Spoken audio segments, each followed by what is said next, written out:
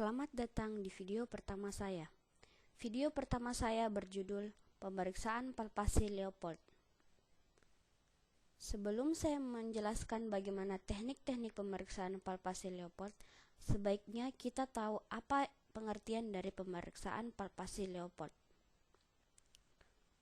Pemeriksaan palpasi Leopold merupakan suatu teknik pemeriksaan pada ibu hamil dengan cara perabaan pada perut ibu berdasarkan teori yang telah dikembangkan oleh Leopold.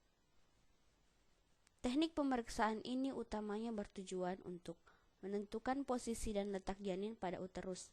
Dapat juga berguna untuk memastikan usia kehamilan ibu.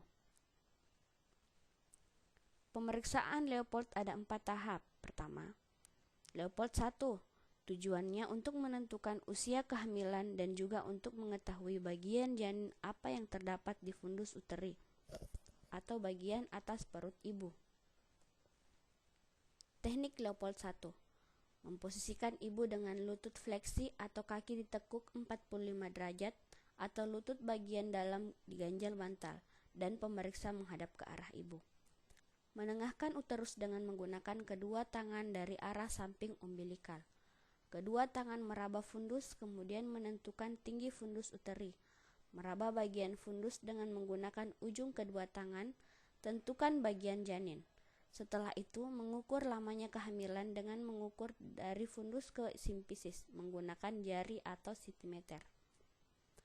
Kemudian pemeriksaan Leopold 2 dengan tujuan untuk menentukan bagian janin yang berada pada kedua sisi uterus. Pada letak lintang, tentukan di mana kepala janin. Setelah itu, teknik Leopold 2. Posisi ibu masih sama dengan Leopold 1, yaitu fleksi, kemudian pemeriksa masih menghadap ke ibu.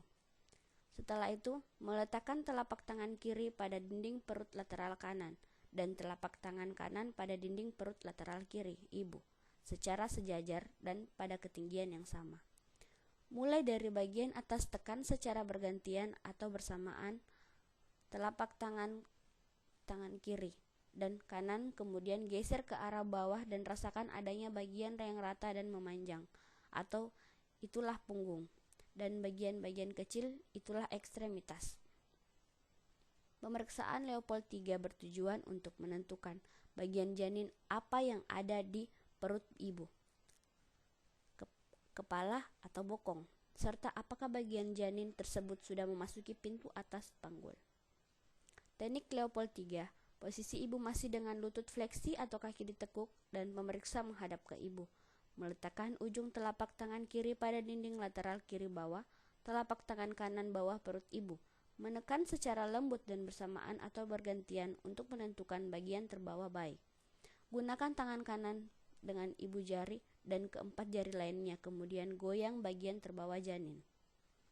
Pada pemeriksaan Leopold 4, ini adalah pemeriksaan Leopold terakhir, dengan tujuan untuk mengkonfirmasi ulang bagian janin apa yang terdapat di bagian bawah perut ibu, serta untuk mengetahui seberapa jauh bagian bawah janin telah memasuki pintu atas panggul.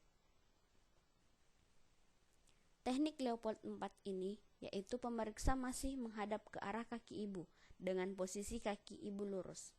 Meletakkan ujung telapak tangan kiri dan kanan pada lateral kiri dan kanan uterus bawah. Ujung jari tangan kiri dan kanan berada pada tepi atas simpisis. Menemukan kedua ibu jari kiri dan kanan, kemudian rapatkan semua jari-jari tangan yang meraba dinding bawah uterus. Perhatikan sudut yang terbentuk oleh jari-jari. Jika jari-jari bertemu atau konvergen atau tidak bertemu atau divergen. Setelah itu memindahkan ibu jari dan telunjuk tangan kiri pada bagian terbawah bayi. Bila presentasi kepala, upayakan memegang bagian kepala di dekat leher, dan bila presentasi bokong, upayakan untuk memegang pinggang bayi. Memfiksasi bagian tersebut ke arah pintu atas panggul, kemudian meletakkan jari-jari tangan kanan di antara tangan kiri dan simpisis atau menilai seberapa jauh bagian terbawah telah memasuki pintu atas panggul. Baik, itulah video pemeriksaan palpasi Leopold saya, dan selamat menantikan video saya selanjutnya. Terima kasih.